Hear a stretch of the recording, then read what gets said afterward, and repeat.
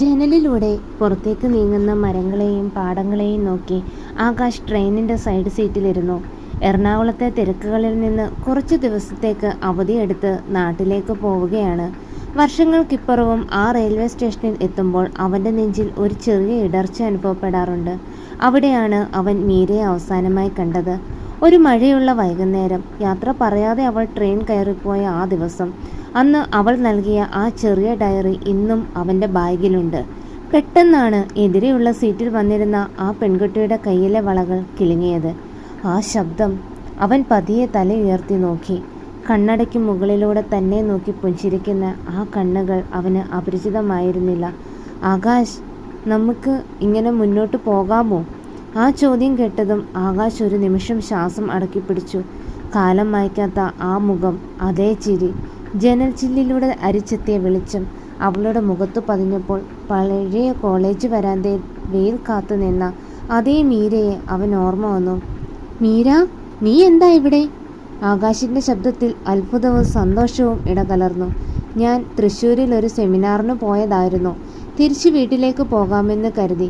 നീ ഇപ്പോഴും പഴയ പോലെ തന്നെ ഉണ്ടല്ലോ ആകാശ്. മീര തൻ്റെ ബാഗ് ഒതുക്കി വെച്ചുകൊണ്ട് പറഞ്ഞു. ട്രെയിനിൻ്റെ താളം അവർക്കിടയിലെ നിശബ്ദതയെ മുറിച്ചുകൊണ്ടിരുന്നു. കുറച്ചു നേരം അവർ പരസ്പരം നോക്കിയിരുന്നു. പറയാൻ ഒരുപാട് കാര്യങ്ങളുണ്ടായിരുന്നുവെങ്കിലും എവിടെ നിന്ന് തുടങ്ങണമെന്ന് രണ്ടു പേർക്കും അറിയില്ലായിരുന്നു. നീ ഇപ്പോഴും പടം പിടുത്തമൊക്കെ നടക്കുന്നുണ്ടോ? അതോ ഫോട്ടോഗ്രാഫിയൊക്കെ നിർത്തിയോ? അവൾ കൗതുകത്തോടെ ചോദിച്ചു. ആകാശ് തൻ്റെ ക്യാമറ ബാഗ് പതിയെ തഴുകി. ഇല്ല മീര, ഇത് കൂടെ ഉള്ളത് കൊണ്ടാവാം എനിക്ക് ഒറ്റപ്പെടൽ തോന്നാത്തത്. നീയോ? നീ അന്ന് പാതി വഴിയിൽ നിർത്തിപ്പോയ ആ സംഗീതം. മീരയുടെ മുഖത്ത് ഒരു മങ്ങിയ പുഞ്ചിരി വിരിഞ്ഞു. അവൾ പുറത്തെ കാഴ്ചകളിലേക്ക് നോക്കി. ചില പാട്ടുകൾ പാടി തീർക്കാനുള്ളതല്ല ആകാശ്, അത് മനസ്സിലിങ്ങനെ മൂളിക്കൊണ്ടിരിക്കാനുള്ളതാണ്. എൻ്റെ പാട്ട് ആ കോളേജ് ഹോസ്റ്റലിലെ മുറിക്കുള്ളിൽ അവസാനിച്ചു. ട്രെയിൻ ഒരു വലിയ പാലത്തിലൂടെ കടന്നു പോകുമ്പോൾ ഉണ്ടായ വലിയ ശബ്ദം അവരുടെ സംഭാഷണത്തിന് തടസ്സമായി. ആകാശ് തൻ്റെ ബാഗിൽ നിന്ന് അവൾ പണ്ട് നൽകിയ ആ നീല ഡയറി പുറത്തെടുത്തു. അത് കണ്ടതും മീരയുടെ കണ്ണുകൾ വിടർന്നു. നീ ഇതിപ്പോഴും സൂക്ഷിക്കുന്നുണ്ടോ? അവൾ അത്ഭുതത്തോടെ ചോദിച്ചു. ഇതിലെ ഓരോ വരിയും എനിക്ക് ഇഷ്ടമാണ് മീര. പക്ഷേ അവസാനത്തെ പേജ് മാത്രം നീ എന്തിനാണ് കീറിക്കളഞ്ഞതെന്ന് എനിക്കിന്നും അറിയില്ല. ആകാശ് അവളുടെ കണ്ണുകളിലേക്ക് നോക്കി ചോദിച്ചു. ആ നീല ഡയറിയിലേക്ക് നോക്കിയിരിക്കെ ആകാശിൻ്റെ മനസ്സ് 10 വർഷം പുറകോട്ട് സഞ്ചരിച്ചു. പാലക്കാട്ടെ ആ ഗവൺമെൻറ് കോളേജ്, ചുവന്ന പൂക്കൾ വിരിച്ച ഗുൽമോഹർ മരങ്ങൾ നിറഞ്ഞ ആ വരാന്തകൾ. അന്ന് ആകാശ് 3ാം വർഷ ഫോട്ടോഗ്രാഫി വിദ്യാർത്ഥിയാണ്. ക്യാമറയും തൂക്കി കോളേജ് ഗ്രൗണ്ടിലൂടെ നടന്നിരുന്ന അവനെ എല്ലാവരും കലാകാരൻ എന്ന് വിളിച്ചു. മീര സംഗീത വിഭാഗത്തിലായിരുന്നു. വൈകുന്നേരങ്ങളിൽ മ്യൂസിക് ഹാളിൻ്റെ ജനൽക്കൽ വന്നിരുന്ന് അവൾ പാടുന്നത് കേൾക്കാൻ ആകാശ് പതിവായി എത്തുമായിരുന്നു. ഒരു മഴയുള്ള വൈകുന്നേരം മ്യൂസിക് ഹാളിന് പുറത്തെ സിമൻറ്റ് ബെഞ്ചിലിരുന്ന് ആകാശ് മഴയുടെ പടങ്ങൾ എടുക്കുകയായിരുന്നു. അപ്പോഴാണ് കയ്യിലൊരു കുടയുമായി മീര അങ്ങോട്ട് വന്നത്. അവൾ അവന് നേരെ ഒരു നീല ഡയറി നീട്ടി. ഇതെന്താ? ആകാശ് സംശയത്തോട് ചോദിച്ചു. ഇതെൻ്റെ പാട്ടുകളാണ്. ഇതിൽ പലതും ഞാൻ ആർക്കും വേണ്ടി പാടിയിട്ടില്ല. ഇതിലെ വരികൾക്ക് ചേരുന്ന കുറച്ച് ചിത്രങ്ങൾ എനിക്ക് വേണം. നിനക്ക് ചെയ്യാൻ പറ്റുമോ? മീര ചോദിച്ചു. ആകാശ് ആ ഡയറി തുറന്നു. മനോഹരമായ കൈപ്പടയിൽ എഴുതിയ കവിതകളും പാട്ടുകളും. പക്ഷേ അവസാന പേജുകളിൽ അവൾ എന്തൊക്കെയോ കുത്തി വരച്ചിരുന്നു. നീ ഇതിൽ പ്രണയത്തെക്കുറിച്ച് ഒരുപാട് എഴുതിയിട്ടുണ്ടല്ലോ മീര.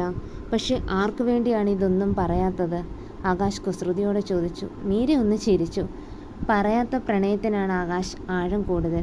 പറയുന്ന നിമിഷം അത് അവസാനിച്ചാലോ എന്നെനിക്ക് പേടിയാണ്. ആ ദിവസത്തിന് ശേഷമാണ് അവർ കൂടുതൽ അടുത്തത്. കോളേജ് ലൈബ്രറിയിലെ പുസ്തകങ്ങൾക്കിടയിലും ക്യാൻറ്റീനിലെ ചായക്കപ്പുകൾക്കിടയിലും അവർ ഒരു ലോകം കെട്ടിപ്പടുത്തു. പക്ഷെ മീരയ്ക്ക് ആരോടും പറയാത്ത ചില രഹസ്യങ്ങൾ ഉണ്ടായിരുന്നു. അവളുടെ വീട്ടിലെ കർക്കശമായ നിയമങ്ങളും അവൾക്കായി നിശ്ചയിക്കപ്പെട്ട മറ്റൊരു ജീവിതവും ആകാശ് അറിഞ്ഞിരുന്നില്ല. കോളേജ് ഡേയുടെ തിരക്കുകളിലായിരുന്ന എല്ലാവരും. ഓഡിറ്റോറിയം നിറയെ വെളിച്ചവും ബഹളവും. മീര അന്നൊരു വെള്ള സാരിയായിരുന്നു ധരിച്ചിരുന്നത്. ആകാശാണ് അത് നിർബന്ധിച്ചുടിപ്പിച്ചത്. നീ ഇന്ന് പാടുമ്പോൾ ഞാൻ എടുക്കുന്ന ഈ പടം നമ്മുടെ ജീവിതത്തിലെ ഏറ്റവും നല്ല ഓർമ്മയായിരിക്കും. സ്റ്റേജിന് പിന്നിൽ വെച്ച് ആകാശ് അവളോട് പറഞ്ഞു. അവൾ പാടാൻ തുടങ്ങി ഒരു വിരഹഗാനം. അവളുടെ ശബ്ദം ഹാളിലാകെ പടർന്നപ്പോൾ ആകാശ് തൻ്റെ ലെൻസിലൂടെ അവളെ മാത്രം നോക്കി നിന്നു.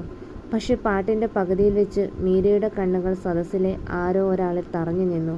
അവളുടെ സ്വരം ഒന്നിടറി. പക്ഷെ അവൾ പാടിത്തീർത്തു. സ്റ്റേജിൽ നിന്ന് താഴെ ഇറങ്ങിയ മീരയെ കാത്ത് പുറത്തൊരു കറുത്ത കാർ നിൽപ്പുണ്ടായിരുന്നു. അതിൽ നിന്ന് ഇറങ്ങി വന്നത് അവളുടെ അച്ഛനും അപരിചിതനായ മറ്റൊരു യുവാവുമായിരുന്നു. ആകാശ്, എനിക്ക് പോകണം, വീട്ടിൽ നിന്ന് ആളെത്തി, അവൾ പരിഭ്രമത്തോടെ പറഞ്ഞു. ആരാണ് ആ കൂടെയുള്ളത്? ആകാശ് ചോദിച്ചു. അത് പ്രവീൺ, എൻ്റെ വിവാഹം നിശ്ചയിച്ച ആൾ. മീരയുടെ വാക്കുകൾ ആകാശിന് ഒരു ഇടിമിന്നൽ പോലെയാണ് തോന്നിയത്. ഒന്നും പറയാൻ കഴിയാതെ അവൻ തരിച്ചു നിന്നു. മീര ഓടിപ്പോയി കാറിൽ കയറി. കാർ ദൂരേക്ക് മറയുന്നത് നോക്കി നിൽക്കുമ്പോൾ അവൾ തന്ന നീല ഡയറി ആകാശ് കൈകളിൽ മുറുക്കി പിടിച്ചു. അന്ന് രാത്രിയാണ് അവൻ ആ ഡയറിയിലെ അവസാന പേജ് കീറി മാറ്റപ്പെട്ട നിലയിൽ കണ്ടത്. ആ പേജിൽ അവൾ എന്താണ് എഴുതിയിരുന്നതെന്ന് അവൻ ഇന്ന് അറിയില്ല. വീണ്ടും വർത്തമാനകാലത്തിലേക്ക്. ട്രെയിനിൻ്റെ വേഗത കുറഞ്ഞു. പുറത്ത് മഴ പെയ്യാൻ തുടങ്ങിയിരിക്കുന്നു. ആകാശ് മീരയെ നോക്കി. 10 വർഷം മുൻപുള്ള ആ കോളേജ് കുമാരിയല്ലിപ്പോൾ അവളുടെ മുന്നിലിരിക്കുന്നത്. അവളുടെ കണ്ണുകളിൽ എന്തോ ഒരു വലിയ സങ്കടം ഒളിപ്പിച്ചു വെച്ചിട്ടുണ്ടെന്ന് അവന് തോന്നി. നീ സുഖമായിരിക്കുന്നോ മീര? പ്രവീൺ എവിടെയുണ്ട്?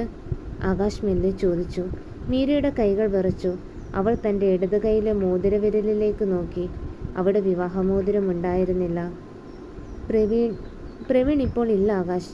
3 വർഷം മുമ്പ് ഒരു കാർ അപകടത്തിൽ അയാൾ പോയി. ഇപ്പോൾ ഞാൻ ഒറ്റയ്ക്കാണ്. ഈ യാത്ര പോലും ആരോടും പറയാതെ ഇറങ്ങി തിരിച്ചതാണ്. ആകാശ് ഞെട്ടിപ്പോയി. അവൻ പ്രതീക്ഷിച്ച ഉത്തരമായിരുന്നില്ല അത്. ട്രെയിൻ ഓരോ സ്റ്റേഷനുകൾ പിന്നിടുമ്പോഴും ആകാശിൻ്റെ ഉള്ളിൽ ചോദ്യങ്ങൾ ഇരുമ്പുകയായിരുന്നു. ഒടുവിൽ അവൻ ആ നീല ഡയറി അവളുടെ കൈകളിലേക്ക് കൊടുത്തു. മീര, ഇതിൻ്റെ അവസാന പേജിൽ നീ എന്താണ് എഴുതിയിരുന്നത്? നീ അത് കീറിക്കളഞ്ഞത് എന്നോടുള്ള ദേഷ്യം കൊണ്ടാണോ?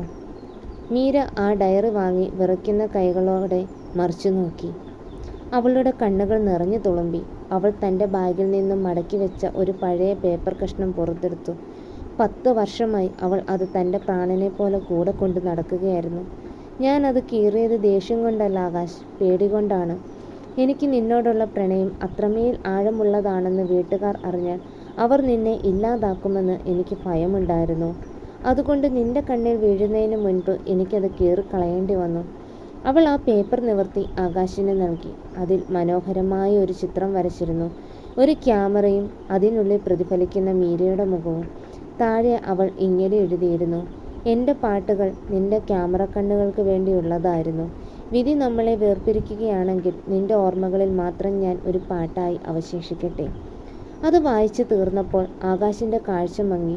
10 വർഷം താൻ കൊണ്ടു നടന്നത് ഒരു കീറിയ ഡയറി മാത്രമായിരുന്നില്ല, ഒരു പെൺകുട്ടിയുടെ നിശബ്ദമായ ത്യാഗം കൂടിയായിരുന്നു എന്ന് അവൻ തിരിച്ചറിഞ്ഞു. പെട്ടെന്ന് ട്രെയിൻ ഒരു വലിയ ആലുവ സ്റ്റേഷനിൽ നിന്നു. ആകാശിന് അവിടെ ഇറങ്ങണമായിരുന്നു. അവൻ എഴുന്നേറ്റു. പക്ഷേ അവൻ്റെ കാലുകൾ ചലിക്കുന്നില്ലായിരുന്നു. നീ എവിടെയാ മീര പോകുന്നത് മീര? ആകാശ് ചോദിച്ചു. എനിക്ക് ഒരിടത്തും എത്താനില്ല ആകാശ്. ഈ യാത്ര എവിടെ കാണുന്നു പോലും എനിക്കറിയില്ല. അവൾ ജനലിലൂടെ പുറത്തേക്ക് നോക്കി. ആകാശ് ഒരു നിമിഷം ആലോചിച്ചു. പിന്നെ അവൻ തൻ്റെ ബാഗ് എടുത്ത് സീറ്റിൽ തിരികെ വെച്ചു. എങ്കിൽ ഈ യാത്ര നമുക്ക് ഒരുമിച്ച് തുടരാം. എവിടെ കാണുന്നു നോക്കാതെ നഷ്ടപ്പെട്ട 10 വർഷങ്ങൾക്ക് പകരമായി ഒരൊറ്റ യാത്ര. മീര അത്ഭുതത്തോടെ അവനെ നോക്കി. അവളുടെ കണ്ണുകളിൽ വർഷങ്ങൾക്ക് ശേഷം ആദ്യമായി ഒരു പ്രകാശം മിന്നിമറഞ്ഞു. അവൾ പെതിയെ അവൻ്റെ കൈകളിൽ പിടിച്ചു. ട്രെയിൻ വീണ്ടും ചലിച്ചു തുടങ്ങി.